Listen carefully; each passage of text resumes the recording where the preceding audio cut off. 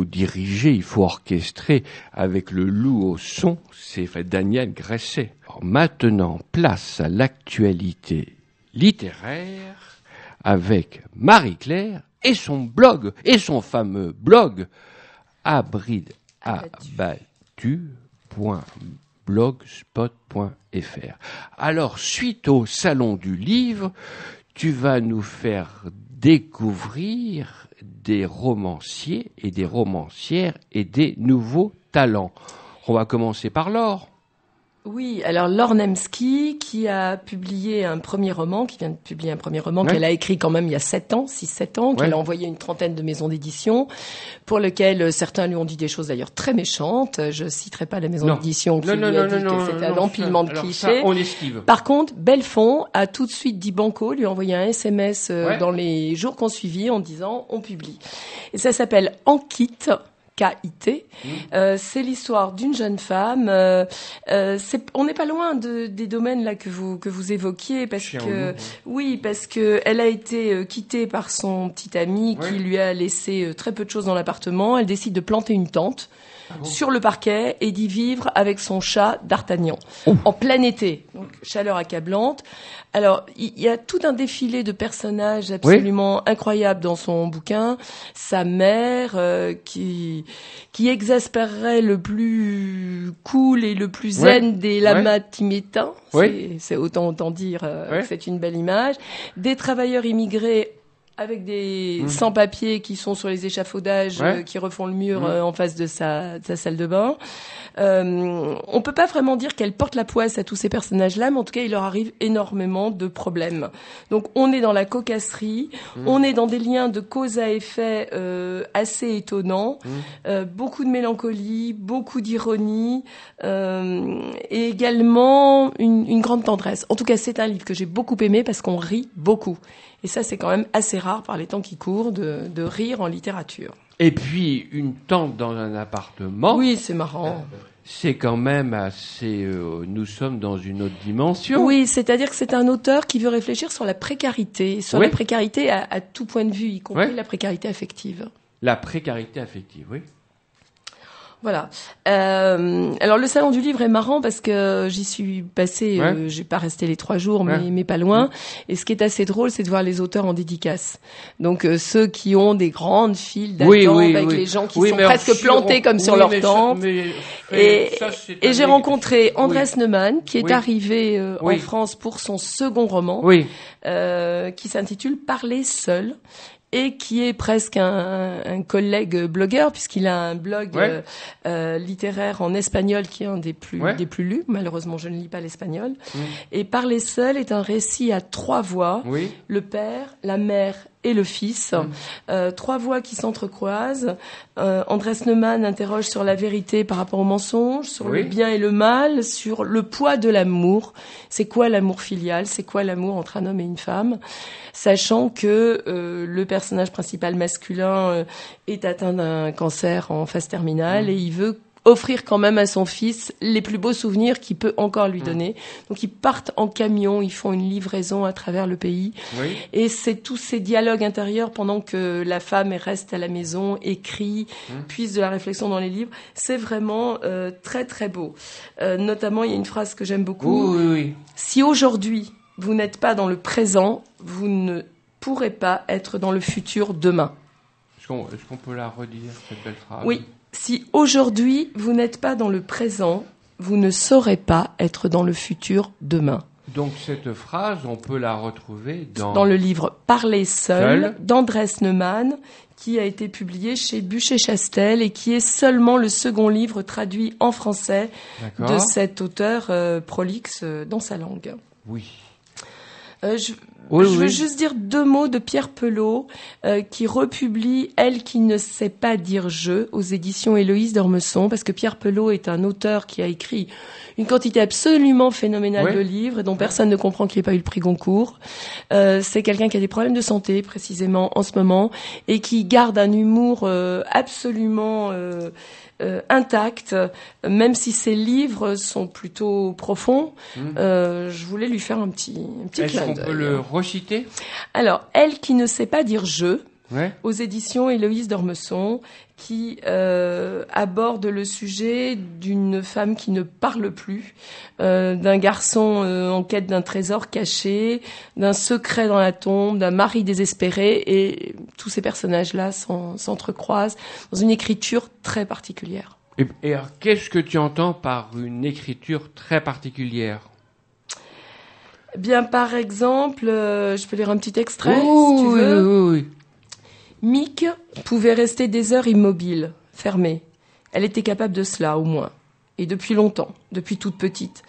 Elle ne se souvenait pas de la première fois, mais toute petite, oui. Elle avait parfois l'impression troublante de n'avoir jamais grandi, de s'être arrêtée un jour, définitivement. Ce n'était pas agréable et la sensation flottait en lisière de peur. Ah, on est dans un texte où chaque mot a de l'importance. Oui. On est dans du poème à 300%, si je puis dire. Et malgré tout, les images se forment dans notre cerveau. On voit les personnages évoluer, prendre une voiture, aller d'un point à un autre, et être en quête d'une guérison. Parce que là aussi, le problème, c'est comment guérir d'une maladie qui va sans doute être fatale. On peut reciter. Elle qui ne sait pas dire « je », de Pierre Pelot, aux éditions Héloïse d'Ormesson. Très bien, Mag. Excellent. Autre chose, autre coup. Alors peut-être qu'on sort de la littérature et on va au cirque. Ah oui. Alors, pas n'importe quel cirque. C'est lequel ? C'est le cirque de Jérôme Thomas, la compagnie Jérôme Thomas, qui est un des plus grands jongleurs contemporains que nous ayons. Oui. Alors, du jongleur, on a l'idée des balles, de ces balles qu'on lance en l'air.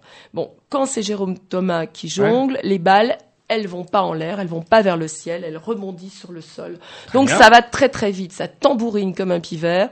Il est assis sur un petit siège au milieu d'une sorte d'arène et il tourne. Donc si bien qu'il regarde tous les spectateurs en même temps, il perd pas de vue ses balles, on est dans un rythme effréné, c'est tout à fait différent de ce qu'on a l'habitude de voir en termes de jonglerie. Alors il est capable de jongler avec un sac en plastique qui sort de sa bouche comme si comme s'il était magicien. Il le pose en équilibre sur son nez. C'est absolument fabuleux. Des plumes de paon, des cannes, les cannes de jonglage qu'il pose avec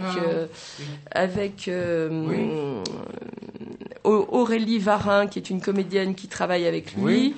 C'est très surprenant, très poétique.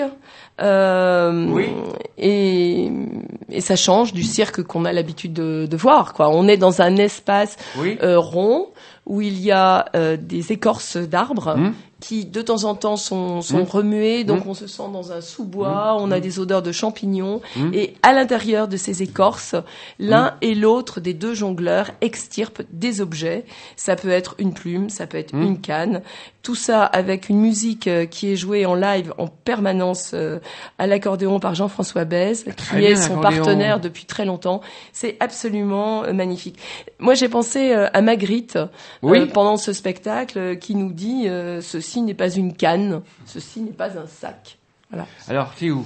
C'est dans un espace en banlieue parisienne, mais c'est pas très loin. Oui. C'est à l'espace cirque d'Antony, dans le 92. Et cet espace cirque est quand même labellisé Pôle national des arts du cirque. Donc c'est le seul pôle national des arts du cirque en région parisienne, ça vaut le coup de le dire. Il y a des navettes qui permettent de s'y rendre. Toutes les coordonnées. Alors, par contre, ça c'est très important. Oui, alors ainsi que tes coups de cœur. C'est important de savoir, c'est que c'est le vendredi, le samedi et le dimanche. D'accord. Que c'est jusqu'au 6 avril. Et si on veut entendre le numéro de téléphone de l'espace cirque, c'est 01 41 87 20 84. Est-ce que tu peux le répéter, Marie ? 01 41 87 20 84. Et l'espace cirque d'Antony, maintenant, si vous le tapez sur Google, vous aurez absolument tous les renseignements. C'est la compagnie Jérôme Thomas qui ensuite va partir en tournée. Est-ce qu'on se fait un petit récapitulatif avec tous ces très très bons Alors, j'ai parlé de En kit de Lornemski chez Belfond, Parler seul d'Andrés Neumann chez Buchet-Chastel. Oui. Pierre Pelot, Elle qui ne sait pas dire je, aux éditions Héloïse d'Ormesson. Et puis ? Et Forest, de la compagnie Jérôme Thomas, à l'espace cirque d'Antony. Et tous ces bons plans, on peut les retrouver sur ton blog. Tout cela, oui. J'ai Donc, déjà écrit les billets, ça s'appelle Abride abattu. Voilà. Il suffit même de faire Abride abattu, ça suffit. Voilà. Et tu es aussi sur les réseaux sociaux. Oui, dont je peux pas citer, mais bon. D'accord. On s'est compris. Ceux qu'on connaît, il suffit de chercher Abride abattu sur ces réseaux sociaux-là et on le trouve. Est-ce que tu as d'autres bons plans? Éventuellement, oui.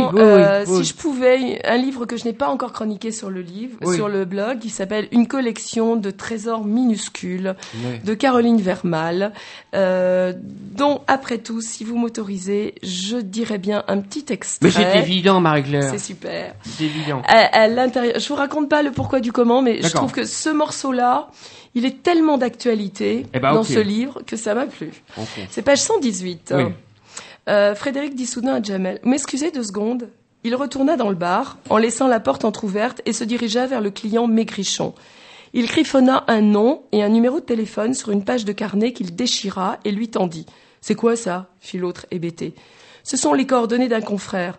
Voyez, je suis avocat au barreau de Paris et ce monsieur est mon client. » Il montra du doigt Jamel. « Je me dis que vous aurez besoin sûrement d'une représentation légale rapidement. » Diffamation raciale publique, 1 an de prison. Diffamation publique contre les personnes en raison de leur orientation sexuelle, 1 an de prison. Incitation à la violation de sépultures à caractère discriminatoire, 5 ans de prison. Et oui, ça s'additionne vite tout ça. Alors que par exemple, si je vous traite de pauvre type ou de trou du cul, je risque rien. Voyez comme la loi est méconnue. Voilà mon vieux, vous verrez. Il est très bien, maître Miro, pas trop cher. Pour 10 000 €, vous aurez un service correct. Ne me remerciez pas. Monsieur, dame, bien le bonjour.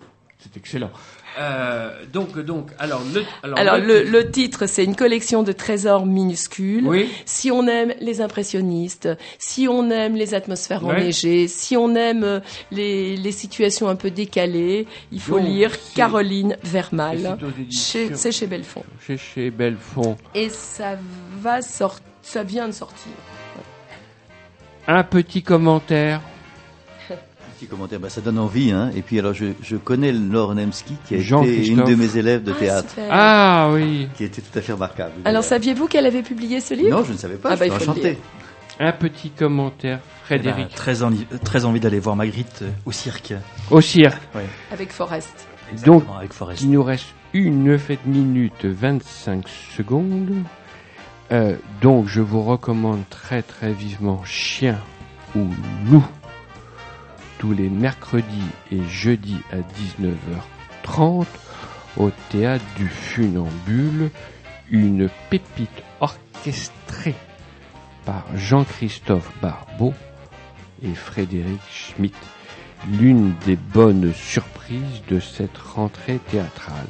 Chien ou Loup, farce légère et cruelle, les mercredis et jeudis à 19h30 au Théâtre du Funambule. Et merci beaucoup à Marie-Claire pour toutes ces infos. On va sur ton blog Abride abattu. Abride abattu. Voilà. Merci beaucoup Marie-Claire. Et merci beaucoup au loup du son. Je pense à Daniel Gresset. Un loup du son. Et un loup du son solidaire. Je vous souhaite plein de bonnes choses et à très bientôt. Et merci Daniel Gresset. Et maintenant place à l'agenda avec un loup de l'info avec Bruno et son agenda.